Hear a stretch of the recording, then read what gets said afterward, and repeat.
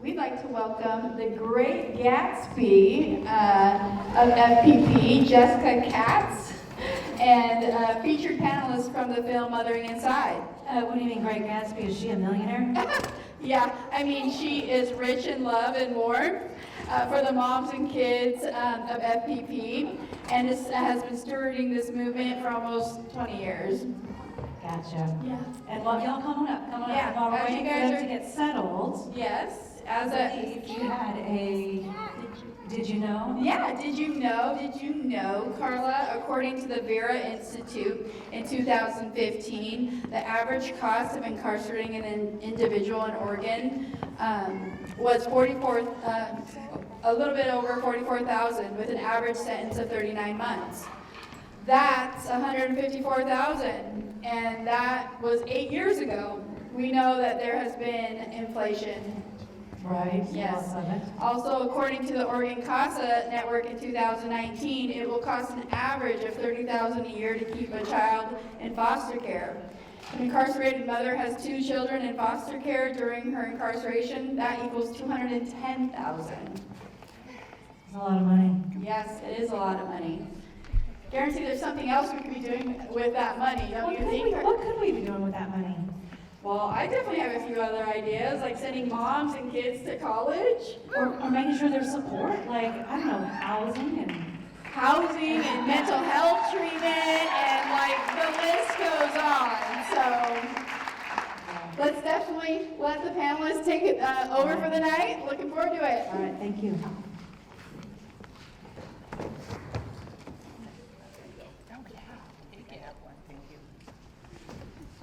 Hello, panel. Hi.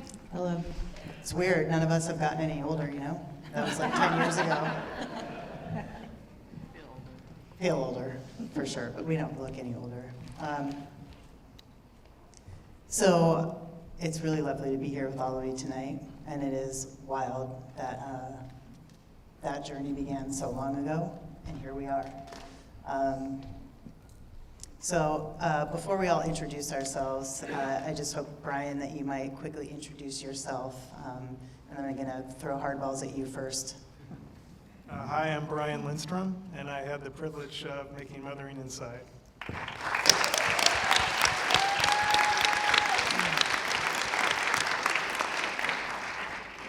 So Brian, after you disavowed all the rules and came to prison with wild abandon in the color blue and denim, and went to the wrong building, you finally made it inside our weird little crafts room in the weird little building in the middle of the prison yard. And you met everybody that's on the stage tonight, minus the beautiful new addition. And you have people approach you all the time. You are an incredibly talented filmmaker. There are a million stories that need to be elevated, and somehow you chose this one after you came to visit. And I'm just curious, what compelled you to make this film after coming to Coffee Creek? One thing that really draws me to filmmaking is the possibility of, it's so weird, like I know what I'm going to say, and then I'm up here, and I think of, just the beauty. What draws me sometimes to filmmaking is the possibility of restoring some humanity to people that society puts an X through. And I can think of no 2 words that you can put together that have a more pejorative sound than inmate mom. And I actually read a piece by Helen Silvis in the Scanner in 2013 about FPP, and it just really, struck me. But at that meeting, what really knocked me out was what I call the spiritual humility in the room. And what I mean by that is that there was no ego. There was just like people like literally fighting for their lives in the best possible sense of the word, and wanting to do whatever it would take to kind of save their life. And and another thing I look for in some of the films I make is the possibility of the stakes being so high that the people that I'm filming will forget that I'm around. And I couldn't think of any other situation where the stakes are higher than they were in FPP, where like what is literally on the line is that relationship between a mom and a child. Thank you so much, Brian. I really believe in my heart that without the film, we wouldn't all be here today. We wouldn't have gone to Ashland and Bend and all the film festivals and Telluride. I don't know, wherever you went, Cody, that was really super famous. Mountain Film. And I think we can all say with clarity that we are just eternally grateful for your filmmaking, for your art, for your love. Thank you. I'm the grateful one. So I think this is weird. It feels like we're on some firing squad or something. I can't really see all of you. But Nova, do you mind just telling us about your journey since we met you in the terrible place? Where has life taken you for the last 8 years? So you guys have already heard a bunch of my story already. I was able to build up my own confidence and accountability, and I re-entered the mental health field, and I got my license. The Board of Social Workers accepted me. I actually, this is a good, yeah. Oregon social workers are the shit, let me tell you. So I got a job at the county while I was still on parole, and my bosses knew this. Like, that's how much work and effort and excitement that I was putting into my life and repairing relationships with folks. So I've done all that, but I think my biggest pride and joy is being able to connect with the moms and the kids, and that even though we might not see each other all the time, that we can pick up where we left off. And I do want to say that FPP, although we consider ourselves magic, is not a magic wand. Not all those women in the story have made it. People are still suffering, people still struggle. So I just want to acknowledge that, and that we still reach out, we still love them where they're at, but we're not all there yet. But my biggest pride and joy are my kids. I'm a badass mom. I do what I'm supposed to. They show up. These kids are social justice advocates. They're setting boundaries. They're being leaders. And I would say that is my biggest never mind. That's my biggest success story. There you go. Thank you. Thanks, Nova.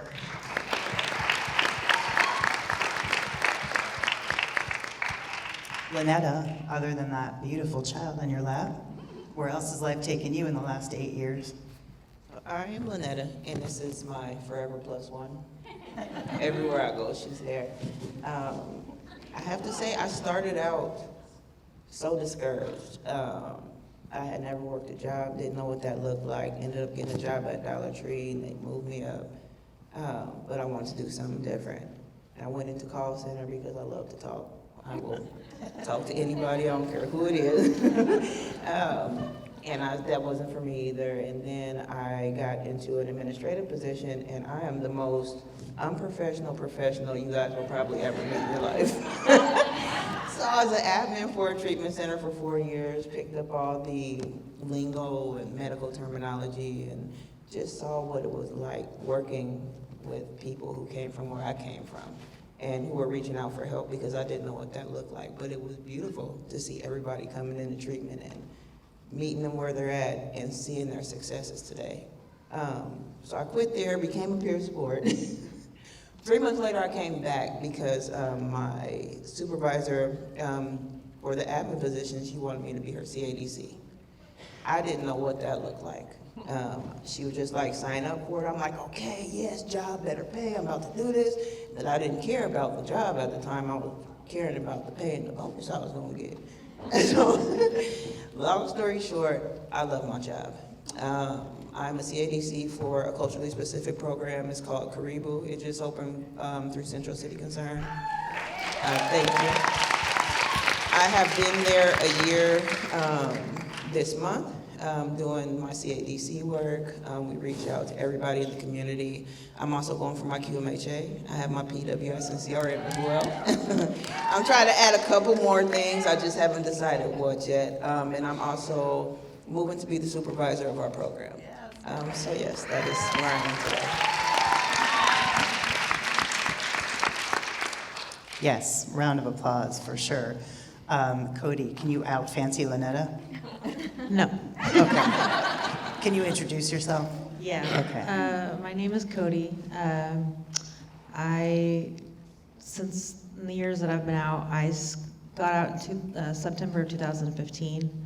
I started working at a detox center the next month, and I started off as just graveyard admissions into like the sobering center, and I worked my way through that, and eventually I started working as a substance abuse counselor and got my CADC so I could be credentialed to be able to work in that position.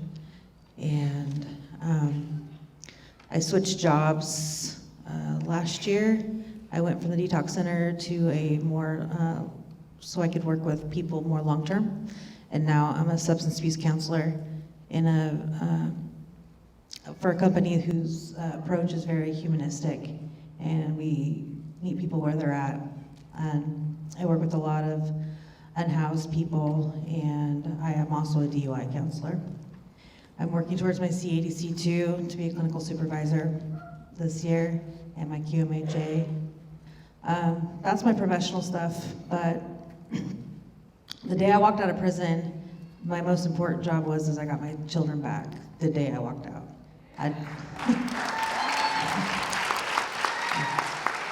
Well, I had been in prison for almost 6 years, so getting your 2 children back the day you walk out seems like it's a great thing, but it's also very overwhelming. But everything's okay. I have a 14-year-old, my son, who's in the movie. His name's Nikki. He was 2 when I went in, and almost 8 when I got out. And he will be 15 next month. He's a straight A student, and yeah, very proud of him. Very kind, compassionate kid. And my daughter is 24, the one I talk about in the film about how she forgives me. Sorry. She lives next door to me. She couldn't move very far away from me, but she's 24, and I have a 6-year-old granddaughter who's in my life, who's never known me as an addict, who's never known me as anything but her grandma. So, that's what I've been up to. Kendra, Hi, hey, how are you? I'm good. Good. Excited to be You're here. up. Yeah. Yes. Can you tell us just who you are and what you've been up to for the last 8 years? Yeah, when I first got out of prison back in September 2015, I too started at a detox center, in fact, the same one as Cody. She got me the job. It took me a while to get on my own as far as housing was concerned and things like that. There were a lot of barriers to that. I didn't get my daughter back right away. That was still a battle that I was facing with DHS. I was appealing my termination and going through all the different court systems. But from the detox center, I ended up getting my peer support certification, and then worked with people with mental health and addiction stuff that they deal with. And so I did that for a while and was in school, and then miraculously had another child, which I was told that couldn't ever happen. So that was a shock, as most people I would hope it could imagine. And from there, it just continued. I've been able to be a part of this awesome journey with advocating for FPP. Spoke to many audiences at different festivals, like Jessica mentioned, different support groups. Let's see, I've been instrumental in passing bills. My daughter and I have a bill, it's called Celine's Bill, and it's to help reverse the termination for parental rights in the state of Oregon. That was a huge accomplishment for us.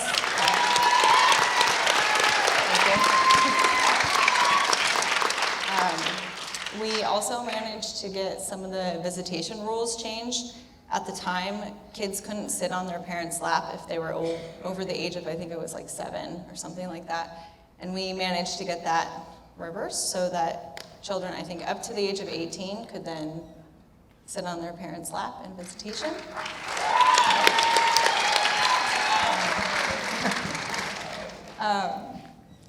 I am married now. I have a blended family of 5 kids total, all girls except for the youngest is a boy, so that's exciting and a huge adventure. I also get to sit on different committees. I'm part of the Justice Reform Initiative and then a JEEP, which is the Justice Involved, I forget the other 2 letters, but basically Justice Involved Adults. And we talk about decisions that need to be made or ways that we can help people in their lives. I also sit on different committees with my current job, which I've been there for 3 years. I work for the county as a peer support specialist. And yeah, I try to volunteer anytime I can and show up. Oh, and I mentor too. So I'm busy. The list goes on. I like to be busy, yeah. So. Thank you, Kendra.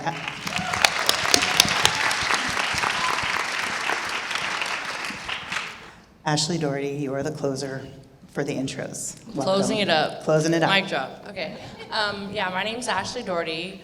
I got out February 15th, February 27th, 2015.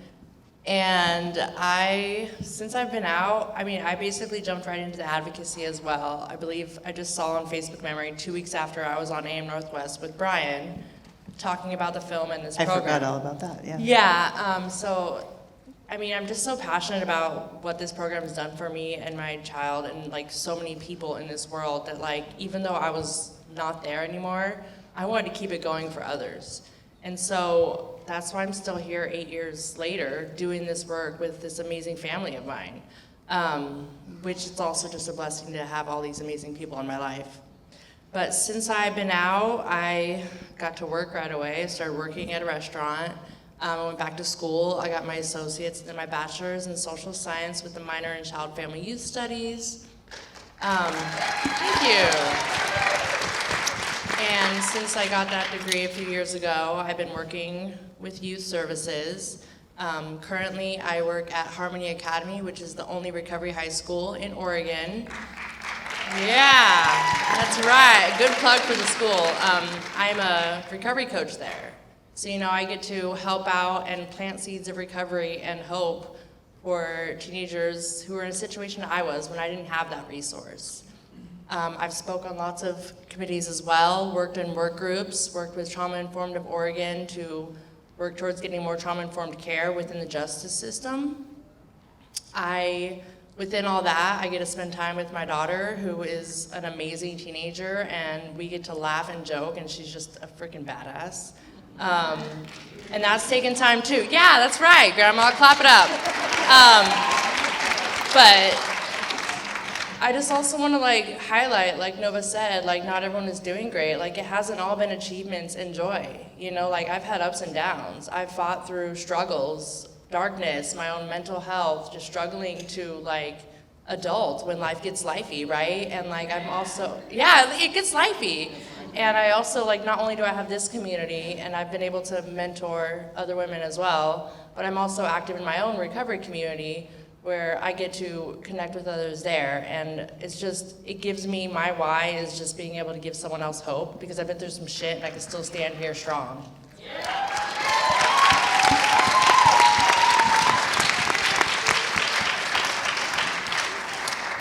I would be remiss if I didn't ask you, I heard you run. Did you run in a race that was a lot of miles? Yeah, thank you for reminding me. So in a place that life has taken me, I ran a trail run at Silver Falls, and this was a couple years ago, but it was a marathon. We took a wrong turn and ended up adding 6 miles. So I ran an ultra marathon at Silver Falls, and that's a big part of my own mental health is running, working out, getting out in nature, and I really have had to hone in on, doing work with youth who've been through struggles. I've had to hone in on what is my self-care? What helps me to stay okay, and at peace and spiritually connected. And nature does it for me, and running does too. Thank you. Thanks, Ashley.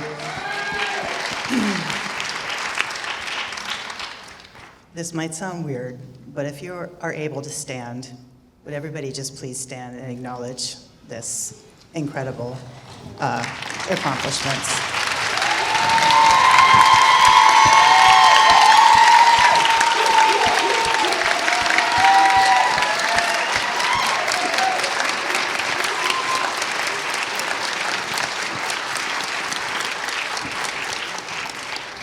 Keep it going, Jax, keep it going.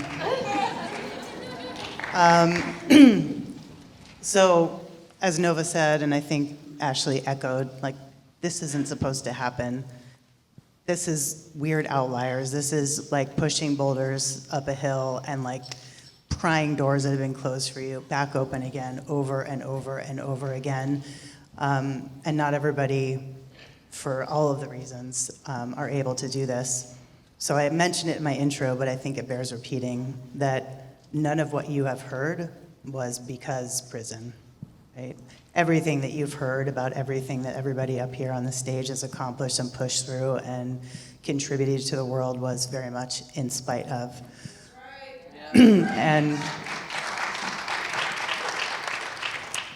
And without having people who have walked that journey and pushed through and come out the other side at the center of every conversation that's happening about what our solutions are, it's not going to work.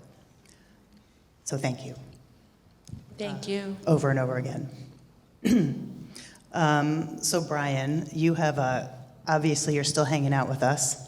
It's a lot of years later, and you've gone on to make a couple more films that highlight the children of the moms who are on the stage. And other than me being persistent and asking you to have coffee a lot, like what has sustained you and what has kept you interested and involved, and what is the experience of being able to share people's lives for this long and be along in a journey been like for you?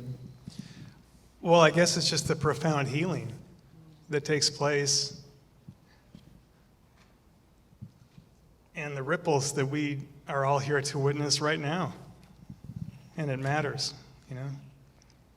And I think it's really important to hold our institutions accountable and to realize that when a mother and child is separated, in some ways that's done in our name. And if you don't agree with that, then let's work to change that, because the magic of FPP doesn't have to happen behind prison walls, right? It can happen in the community, it can happen in people's living rooms. It doesn't have to, you know, happen only when this incredible trauma of a family being torn apart happens. You know, it should happen earlier and it should happen more often, and we need to make sure that happens.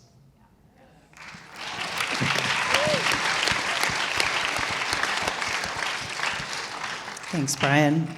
You mentioned the word community, and it's something I spend a lot of time thinking about, and FPP is, you know, its own beast, and it has become larger than its, you know, intent, because it has built this incredible community, many of whom are here tonight are a part of.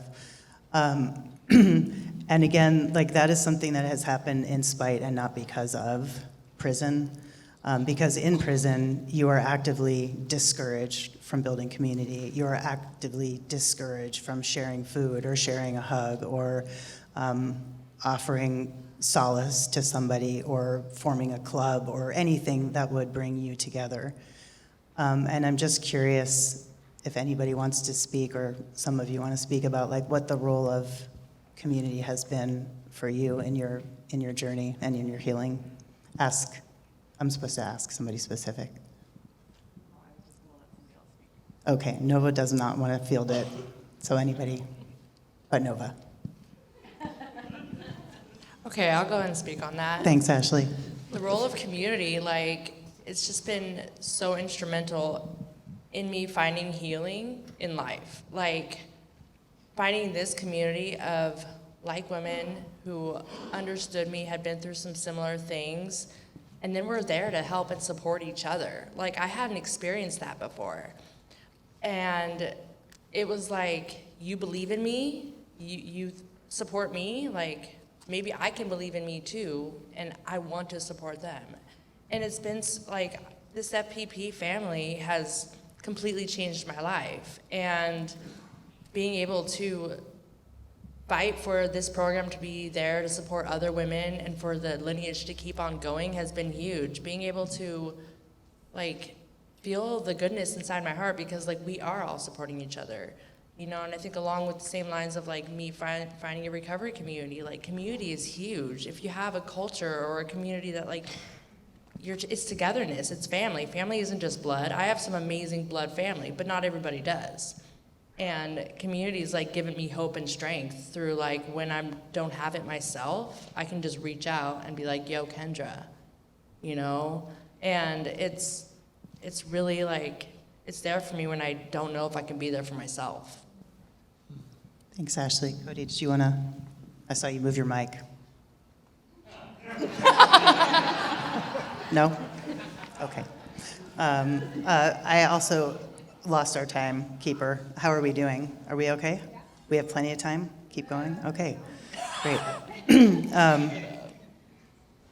So last year for our Day of Empathy, we focused on the idea of imagining a world without prisons and a world where we center care and not punishment when we're trying to address harm.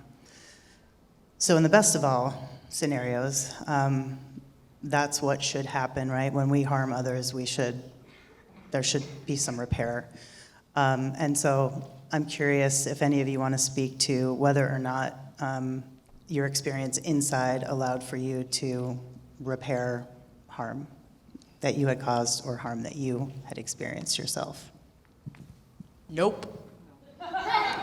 One no. No. Two no's. I will.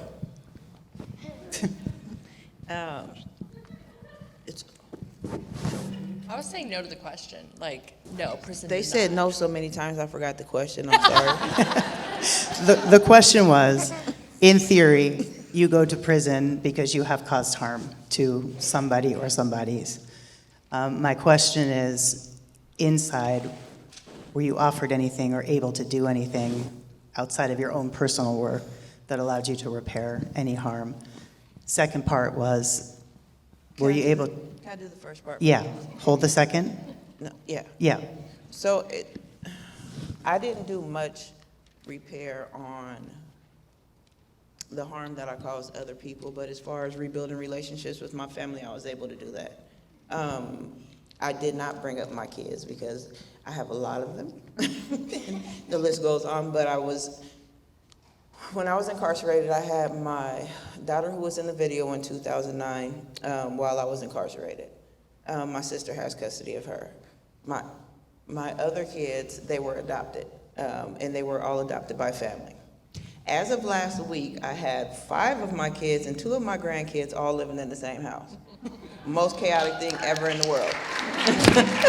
Which is why when I'm like, hey, Lynetta, do you want to hop on a Zoom and prep for our panel? You're like, no. Yeah. I don't. Yes, so as far as rebuilding the relationships with my kids, I think that was the biggest thing. My kids felt like I let them down. So being able to repair those relationships and then work on repairing the relationships with the rest of my family, it was something that was long overdue. I didn't know what healthy relationships look like within my family. My mom passed when I was 17 years old, and from there, I kind of spiraled out of control, started doing my own things, got into my addiction, started committing crimes, and then I went to prison, which prison saved me and it saved my children, and I can admit that today. So yes, as far as family relationships, yes, they are being rebuilt. Can I ask you a follow-up question? Yes. Because Nova gave me the look. Prison, you said saved, was like, provided some sort of savior for you, right? And my question is, if we were able to send you to like an island where there was like good food and a really comfy bed and you got mental health counseling and, you know, got to take walks and got to take breaths and like, do you think that that also could have saved? You can Probably tell me not, no. because I probably would have tried to commit a crime on that island because I was insane. I'll chop down somebody's Damn. tree. Just don't care. Can you work with me, Lynetta? I mean, Maybe.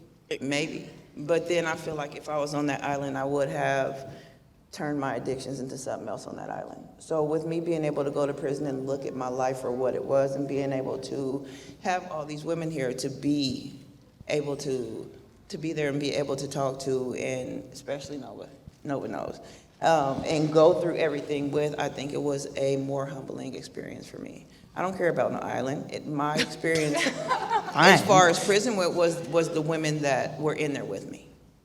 So. What if you took them to the island? It wouldn't work because they would do things to bother me. Lynetta, prison didn't save anybody. The interruption did. Listen, I don't want to go to the island. I'm a city girl. Fine. I work in downtown Portland. Do not put me on an island where I cannot talk to anybody, please.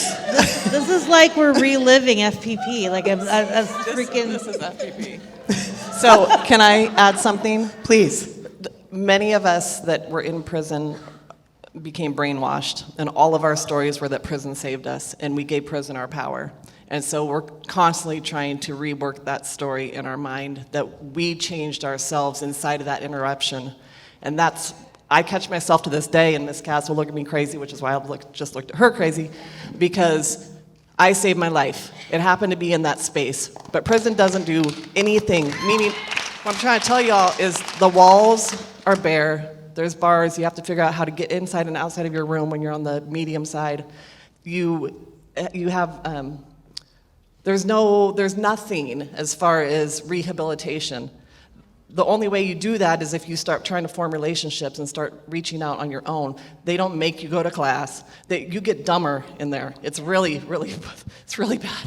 But I have met the most talented, amazing, beautiful human beings inside a prison. And when I started shifting away from like, well, that's your problem, or you did that, or whatnot, and I stopped looking at differences and I started looking at similarities, is when I started changing. And I did that inside of there, but that place did not save my life. So. I have a third follow-up question. This is too many. You don't necessarily have to field it, but Cody or Kendra. But if it did save your life, at what cost did that happen? Okay, so maybe I should rephrase that. It's Since okay. Nova You don't... just went on me for saying prison saved my. I couldn't get clean by myself. I'll just put it out there. So treatment. I didn't go to treatment. I didn't know what that looked like. And that's when I met the women in there who helped me to start working on myself. So yes, in the movie I did say I changed. I had to open up myself, change a lot of things in my own life for me to be able to help somebody else. And so yes, I was able to change myself, my thinking patterns, my behaviors, and make it what I wanted it to be today. Okay, we can shake on that. Can I say something? Yeah. Please. My experience with this is that any positive change that I made in spite of DOC's efforts to tear me down. I spent most of the time in there before I was in the 30 months I was in FPP, watching trauma after trauma after trauma happen around me, much of it perpetrated by the staff of DOC and just by intrinsically the way we're forced to live in there. So in no way would I ever give credit to that place for my positive change. However, it did enable me to meet the people that did help me in my own changes. And it was the space that I did meet the people of FPP and the other programming that I did. I was one of the fortunate people who's got to spend 15 months in the mental health unit there, whereas a lot of people don't get to do that. And I was able to address my mental health in a way that needed to be addressed. But I would never give credit to DOC for any of this. So that's me. We should give DOC a shout out though, because they actually do what they're supposed to, safety and security, but that's it. So know what you're putting your money into. Kendra, Ashley? Prison didn't save my life. I used to have that same narrative. I remember. That. Yeah. And prison didn't allow me to repair the relationships in my life FPP allowed me to repair the relationships in my life. And I've never been able to repair or make amends to anyone that was like a bystander to the crimes that I committed. I gave the state my money and still give them my money 8 years later for those crimes. But never actually been able to say, you know, I'm sorry that my addiction led me down this path and you were victimized in the process. So that might have been healing, actually. Yeah, I was going to say, what Maybe.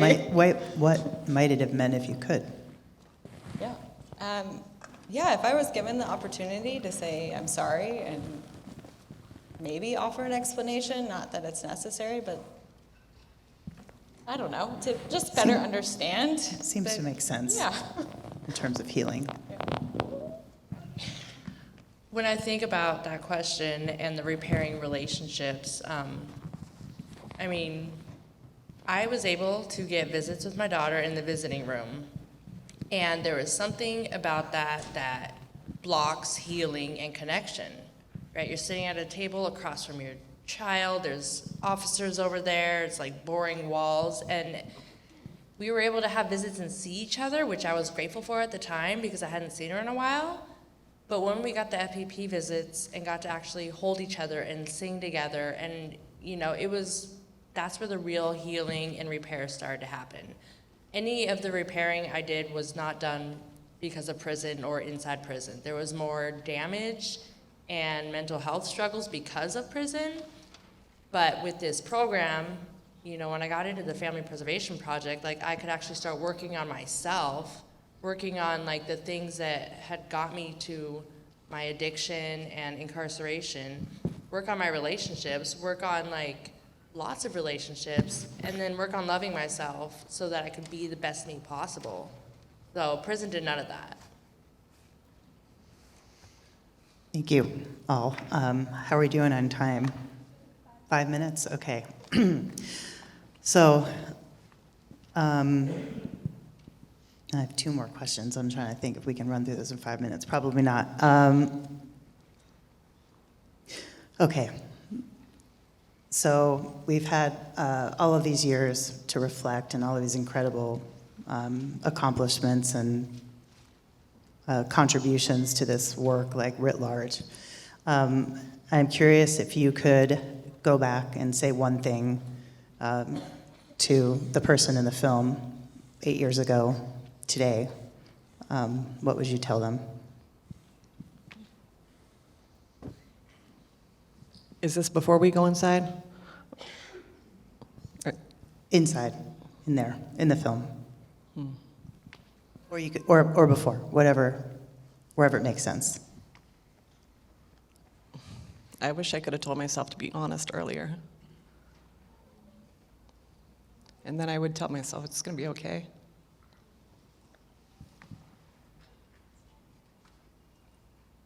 Okay, I would have told myself just to keep moving forward and that not every day is going to be a good day, but lean on your sisters. And also something about expectations. You know, I had really high expectations, so just don't have expectations. Just take it one day at a time.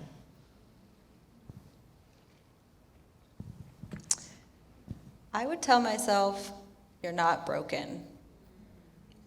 Because I used to tell myself, even till, I don't even know what, 6 months ago or less, that I was broken when I went to prison. And I would go in and I would correct myself and be like, you're wrong, you're not broken, you just have trauma, and you need to work on the things that brought you here. And, which I did do that, but the narrative was that I was a broken person. And so I would correct that. I think I would have told myself that I wasn't always going to be the source of pain for my children, and that they were going to be okay, and that I would be a good parent. Save the best for last. I probably would have told myself not to doubt myself. I doubt myself so much, and everybody else sees my confidence, and so they're able to helped me with that, and I'm working on it. And I also probably would have told myself, well, girl, what's wrong with you having a baby at 41? That's real. Thank you all. Okay, we're going to end on a high note, and this is for all. Just reflecting back on this whole journey, like what has brought you the most joy? And Brian, including you, what has brought you the most joy? Oh, nights like this, I mean, it's just so rewarding, and you can just feel the strength and hope and wisdom and beauty in the room, and I'm just profoundly grateful to have been let in. And I just want to say that when I was filming, I know how much difficulty it must have been facing all of that, but you all just kind of emanated this inner resilience and strength that, I'm not at all surprised we're sitting here right now.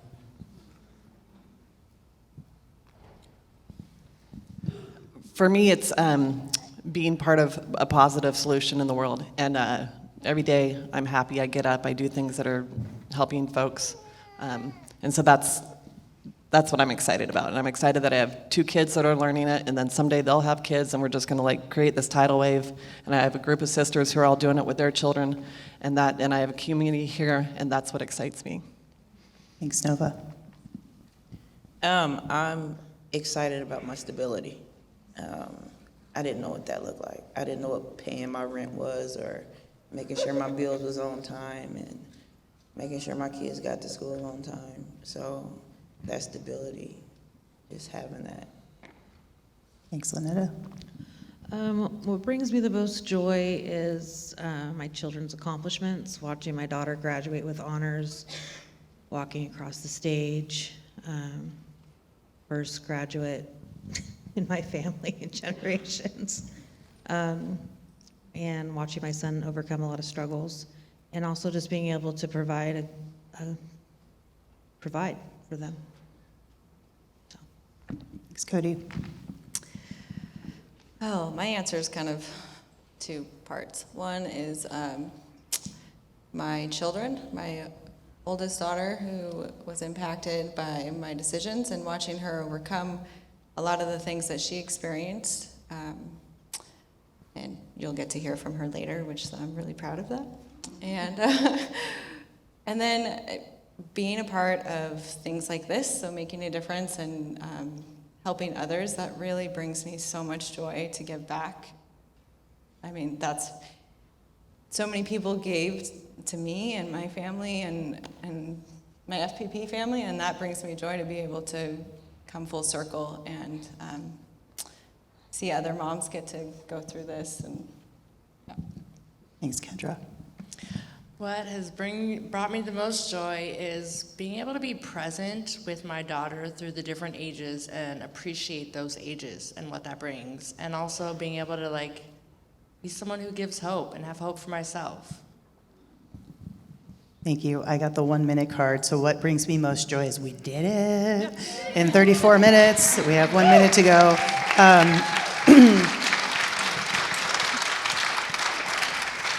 You all didn't ask me what brought me joy, but I'm going to say anyway.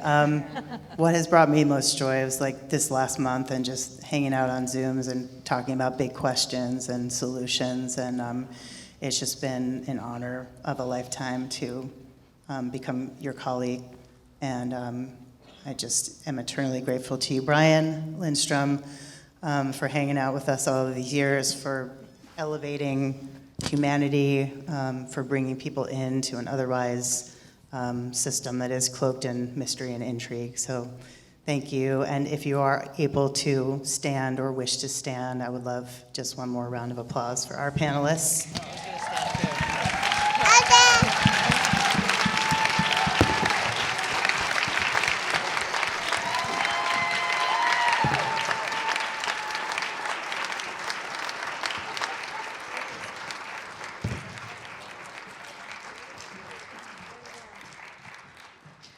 Thank you, Lynetta, Cody, Kendra, Nova, Jessica, Brian, Ashley.